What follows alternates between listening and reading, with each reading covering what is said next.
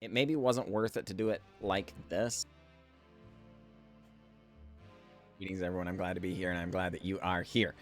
Today's nonsense is in Historic, and we are playing a little bit of mono white. That's right, folks. It's mono white today. Maybe a little different than the mono white that you are accustomed to. I would say that this is one of our stipulations, and it is celebrating the fact that our good friend Hazmat775 has become a father. That's right, folks. Birth of Meletis. So we're trying to make Birth of Meletis a good card. Naturally doing a little bit of Sigil of the Empty Throning and trying to make the land drop good with Felidar Retreats. Things like that. A little bit of Cathars Crusade. Peppered in with hopefully a little bit of Elesh Norn at the top end for, you know, good measure. As far as the rest of it, yeah, we're interacting with the board early and often. Wrath of Gods, Doomskars, and trying to get the win using enchantments. So, can we do it? Oh. Let's see. And yeah, I think we're going to go ahead and hang on to this one. We have our Birth of Meletis, and I can't think of a better way to start off our stipulation than with that Birth of Meletis. Going to go ahead and start on a Plains. Our opponent goes the Grimclimb Pathway on the black mana side. They Thoughtseize us. Don't take our Birth. I don't care what you take, just don't take the Birth of Meletis. I doubt they will, but you know, they take the Wrath of God. That makes me skeptical. They must be running a bunch of creatures. Okay, no big deal. We are prepared for creatures in general. We have quite a few board sweepers, things like that, right? All right. Oh boy, our opponent struggling on lands there just a little bit. We go with a Wedding Announcement, trying to capitalize on that thing. Oh boy, Sundown Pass. Mardu? Another Thoughtseize? Oh, crud. Okay, we gain a little life. Crash in for one. Foretell the Doomskar because, darn it, they clearly are trying to do that. or get us to run out of those. And we decide, no, let's hold on to the Birth of Meletis here rather than just deploying it. Because maybe we could draw our Make Angels thing, you know? And oh, crud. It's Mardu Reanimate. Ay. That's scary. Okay, well, we do get a Felidar Retreat. And elect to go with counters. Opponent going to probably jump in front of one of these 1/1s, which are now 2/2s, because they want Stitch Spire to die, fill their bin, help advance their game plan. We Wedding Announcement, draw a card, and grow our creatures up to 3/3s now. All right. Well, Wrath of God waiting in the wings if we need it. Opponent does a wee bit of Faithless Looting and pops down Ilharg, among other really nasty things over there. Good lord. Opponent has Thoughtseize. No! Okay. They take our Wrath of God again, but down to 11. This has not been free for our opponent. So, currently on, you know, 2-turn clock sort of situation. They need to interact with the board, and they have not yet done so. Okay. Well, let's get in. Drop our opponent to 5. Birth of Meletis, grab ourselves a Plains. Plains. Go with a creature, or a beast this time, because we would rather kind of go a little wider here, I think. In retrospect, it's possible we were supposed to play around like Anger the Gods, Sweltering Suns, because they do have double red.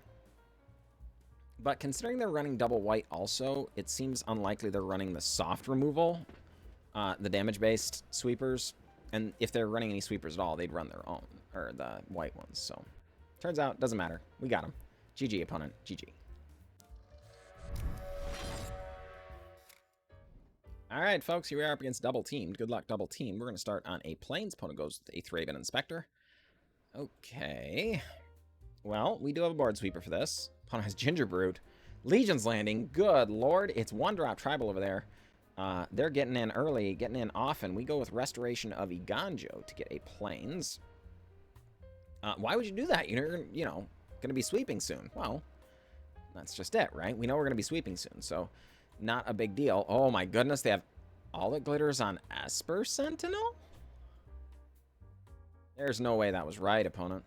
Briefly debate going with the Birth of Meletis, but we decide, no, let's wait. Maybe we want to cast the enchantment side rather than get it for free, because we might get a 4/4 angel from it. Opponent goes with the Danto the first fort. We get our Architect of Restoration to flip, cast another Restoration of Eiganjo, get another land, Wedding Announcement, and make a dude. Pass the turn. Opponent goes with Esper Sentinel, Adanto the first fort, and Restoration of Eiganjo, going to do us a wee bit more ramping. Yeah, this time we're going to do it with the Birth of Meletis because we never did get our thing. So it's just Emeria's call time. Opponent gets to draw their card. We make our creatures indestructible. They crash in. Make a dude. They take their beats. Wedding Announcement draws us a card. It's a Doomskar, which we're not interested in casting right now because we're the ones firmly in the lead. We do block fully here because it seemed most likely that our opponent had their own board sweeper. Because why else would you make that attack? Oh, they made that attack because they were scooping. So GG, opponent, GG. All right, folks, it's Wizard's Robe. Good luck, Wizard's Robe. Soul Warden comes down. We start on a Plains. And opponent gets in. 1 damage. Castle Ardenvale, Baffling End. Don't need none of that Soul Warden nastiness happening. Get out of here. And for good, mind. And for good. Well, never mind. There's another one. Darn it. That is not what we wanted. Normally, Soul Warden, if you want it in your deck, it's one of the very few cards that you want more than any other card. So, inconvenient that they have a follow-up, but okay, whatever. Is what it is. We have a Wedding Announcement. Advance our own board. And hang on for dear life. Yep. Opponent gains life. Up to 21. And Ethereal Escort. Wait just a darn minute. Going to give something in their hand perpetually lifelink. Alright. And we briefly debate how to go about this, and we elect to go with Felidar Retreat, because we're kind of expecting for our opponent to do a lot of really nasty things, and then we might have to board sweep soon. But we also know we have control over the board, or over when we sweep. So if it doesn't turn into that, then we just put counters on and, you know, kick the can down the road, proverbially speaking. Well, all right. So the Wrath of God makes things much easier. We just decided to sweep. In retrospect, we were supposed to attack for 1. They weren't going to block, so you know, we did give a point of damage there. And considering they're at 26, it's easy to look at it and go like, well, it probably wouldn't matter. But if maybe they had something that mattered at 27 life, then it could, and that would be really inconvenient if I gave up that 1 point of damage and it ended up mattering. But, you know, it is what it is. So, crash in for 2 damage. Opponent drops down to 24. We go with another Felidar Retreat and pass the turn.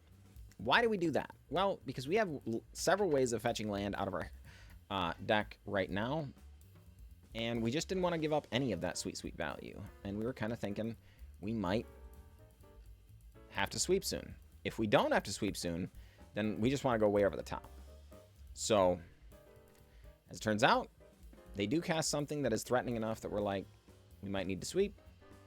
So we just do that thing, make a couple of 3/3s. Opponent does have the Speaker of Heavens. Yay, thank heavens we've taken a few points off their life there.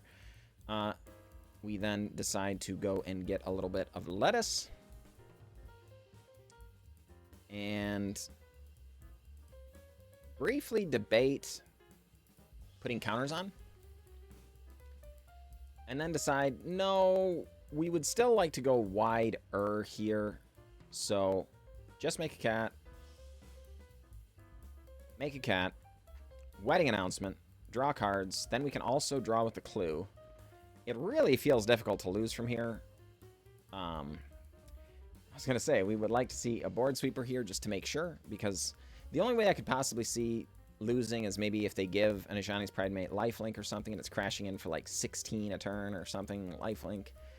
I can't see how they would have time for all that, but it is what it is. Opponent elects not to attack with Speaker of Heavens. We have a lot of power and toughness on board, so we go with Angels.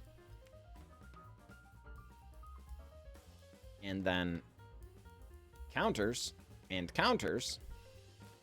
And our opponent is like, wait, what? And yeah, they die. So GG Wizards Rogue, GG. All right. No. Or no. I don't know. Whatever. It doesn't matter. Starts on Leyline of the Void and Castle Lochwain to follow things up. We go with a Plains and then, you know, Plains. We're on that whole do nothing forever plan. We do go with Wedding Announcement finally, thank heavens. But we do have 2 Sigils of the Empty Throne, which was kind of the game plan all along. Thank heavens we're finally drawing them. And, you know, don't really have much to do here, so we just play a land and pass. Wedding Announcement makes another dude. All right. Nyx Lotus. Oh, crud. We are apparently on Mono Black Devotion. That's scary. All right. So Wedding Announcement makes, or draws a card, which is very good. Our opponent has Meathog Massacre, which is very bad. We briefly debate the Cathars Crusade here, but decide, no, we're a Sigil the Empty Throne deck. Let's just Sigil. Then briefly debate the Emeria's Call, but we have Restoration of Eiganjo, which we want to be casting soon to go and get land. So that puts us at 6. I don't know if I want to give up on the Angels just yet. I don't know. Opponent does Murderous Rider, one of our Sigil tokens, and then they have Agonizing Remorse. No.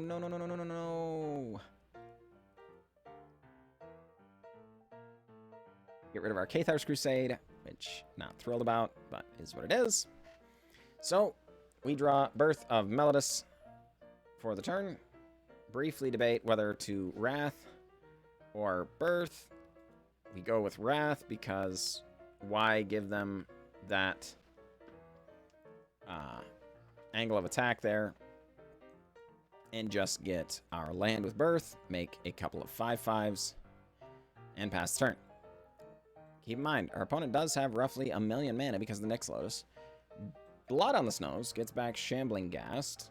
Still has a couple of mana floating. And Castle Lochwains to draw cards down to 16. All right, we make 3/3. I'm sorry, a 0/4. Make a couple of 5/5s. Get our Restoration of Eiganjo. We are making it happen, for proverbially speaking, of course. Jod, no. Blood on the Snows again? No! We don't have any more enchantments. Okay. Alright. Well, we discard a land, forgetting that there is a Leyline of Void over there. Not that it really matters much, but it is a little embarrassing. You know, you do what you do. So, opponent Grim Tutors? Are you kidding me right now? I am not. Opponent Grim Tutors. Alright, well, we Castle Ardenvale. It's 2/2. Doomskar, not ideal. And we attack. Opponent uses Shambling Ghast. Blocks. Yep. You gonna make a treasure? Does. Well, that's not great. We decide to foretell the Doomskar. Hold on to the land just in case we get any of those things. They Underworld Dreams. Wait a minute.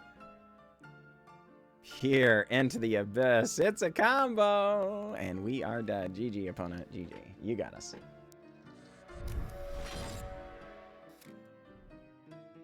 Alright, folks, here we are up against Forantom. Good luck, Forantom. Alright. A Plains coming on down. And opponent goes with a Swamp. We go with another Plains and a Birth of Meletis to find our next land, and oh no, it's a Thieves Guild Enforcer. That's not ideal. Yeah. Plains added to hand. And the opponent goes with an island. Ay, ay, ay. And another Thieves Guild Enforcer. Eee, this is terrifying. Okay. Merfolk Windrobber. And the Thieves Guild Enforcers are online. Yeah, they get in for 3. Well, this is not strictly ideal, but we do draw the land. That's good. So we can sweep on 4. The question is whether or not they're going to have a counterspell. So we briefly debate not restorationing and just holding on to it, because if they counter our board sweeper on 4, board sweeping on 5 kind of feels bad because our Restoration of Eiganjo is going to flip over, right? But, you know, we decide, what the heck, let's just do the thing. We do block. They go with Fabled Passage, which is very good. A lot of the time, these decks will run the Didn't Say Please style cards, mill 3, and whatever. That costs blue, and Fabled Passage, of course, needs 4 mana before it comes in untapped. So our opponent does run out of 1 mind, no big deal. We go in Restoration of Eiganjo, which gives us a lot of options. We go with Cave of the Frost Dragon and Day of Judgment. Our opponent has no mana up. They do get the consolation prize of Merfolk Windrobber to draw a card, but, you know. We are thankfully going to be getting rid of these Thieves Guild Enforcers. Alright. Forantom goes with a second swamp. Up to 2 swamps. 2 islands. We get another Plains off the top of our library, and Restoration of Eiganjo does flip. There we go. Indeed. So we decide Sigil the Empty Throne. In retrospect, they could be running some censor effects. So we wanted to hold the land for the Felidar Retreat, but like, it maybe wasn't worth it to do it like this, because that could cost us. I don't know. I'm not sure which way is the correct way, but it is what it is. So, didn't end up costing us this time, so no big deal. Ruined Crab comes down, mills us a little bit. Sowing Thought Thief crashes in, mills us a little bit. And is it a ninja? You have a ninja? Hopefully it's not the big nasty ninja. Okay, it's not. Alright. They just hit us for 2. Interesting. Trying to debate how to go about this. Decide, okay, well, I guess. Let's attack. Make a spirit. Opponent. Trying to decide how to go about it. Goes with Eliminate. Well, that makes up our mind real quick. So let's just Wrath of God then. Yep. And opponent. You have your counter? Does not have the counter. Alright, well, I stick to my guns, decide not to play the land. I'm really having second thoughts about it now, but here's what it is. Alright, so Felidar Retreat, finally going to make the appearance. 4/4 Angel will join the party. Land comes down, and we are at least rewarded thus far for being stingy with our land drops. Do decide to foretell the Doomskar. Never hurts. Opponent has a Soaring Thought Thief. Alright. Opponent makes a land drop. It's an island, Crippling Fear. I mean, that's not great against 4/4s, right?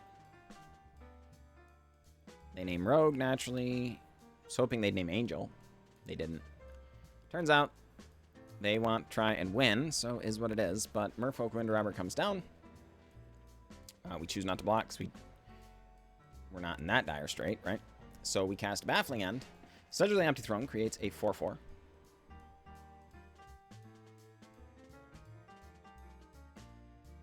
And it's Soaring Thought Thief. Getting nabbed here.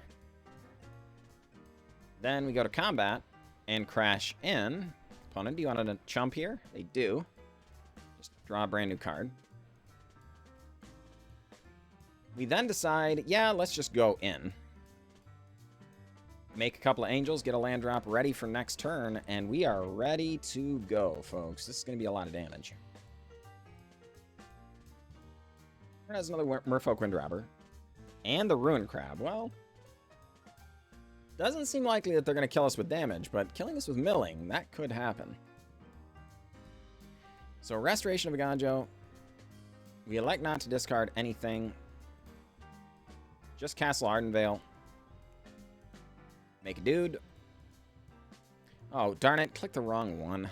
I was trying to go for counters there. That. Nervous clicking. That'll get you, folks. So, opponent does their little blocks there. Admittedly, it's not the end of the world. We just Sigil the Empty Throne, make another 4/4, and have a wedding announcement. It's not like they probably have a lot of board sweepers, but we're worried because they could have, you know, mill, right? So, it's what it is. But, with Lurrus in hand now, they have a lot of options, but not a lot of black mana. 5 islands, just the 2 swamps. Lurrus does come down. Merfolk Windrobber joins the party. Do you have another Merfolk Windrobber? No. They do not. So they recognize. That's going to be it. So GG, opponent. GG.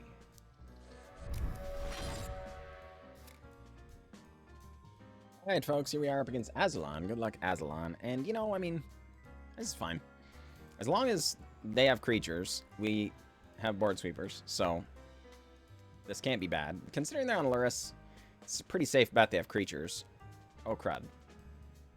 Wait a minute, though. Frostbolt Snarl implies, you know, yeah.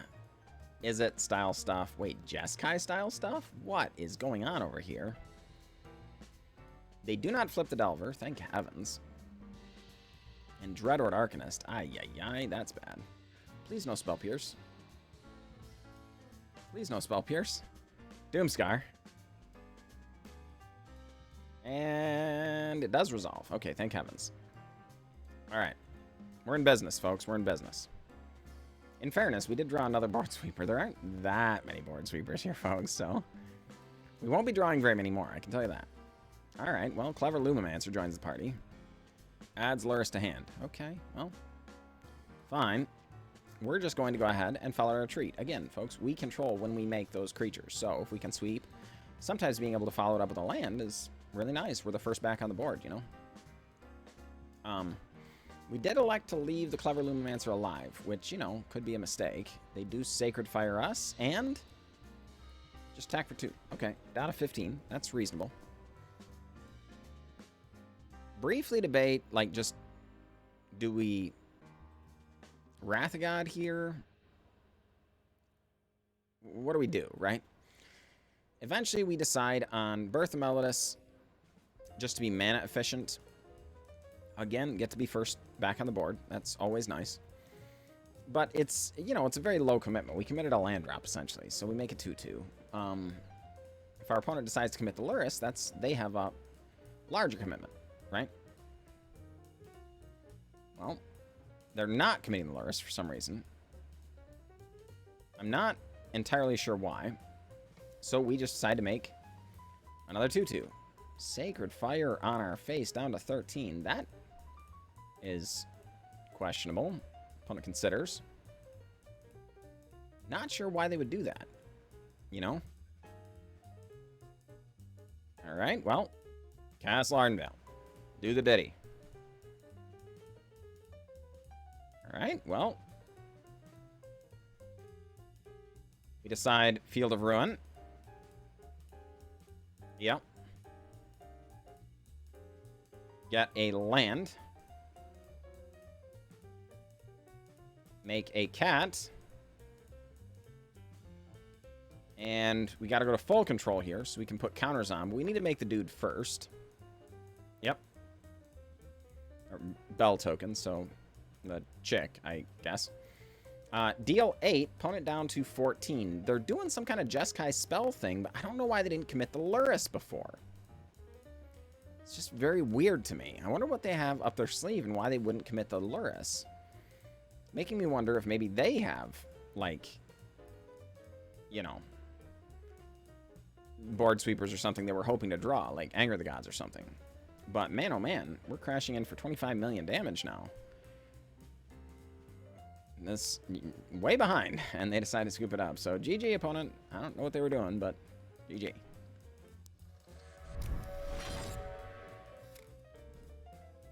All right, folks, we are back. We are back, and honestly, we had a great time. Huge congratulations to Hazmat for becoming a father. You know, really appreciate you, my friend. Glad you were out there. But as far as the deck, honestly, we had a great time. Didn't really get to see our Elesh Norn in play. Wish we had maybe done that. We also maybe could use some graveyard hate in here, so maybe a Rest in Peace or two would be okay. It also works with the Sigil the Empty Throne, so, you know, that could be reasonable. As far as the rest of it, yeah, I mean, the deck was fine. It was fun, so I really can't complain. That said, I do have a Twitch channel. If you run over there, follow John Likes Games, that'd be great. If you're here and haven't subscribed, darn it, it really helps the channel. Just dropping that little sub makes all the difference in the world. So, serious thank you to all the subscribers who are here, and those who do decide to subscribe. So thank you very much. I'll catch you all next time.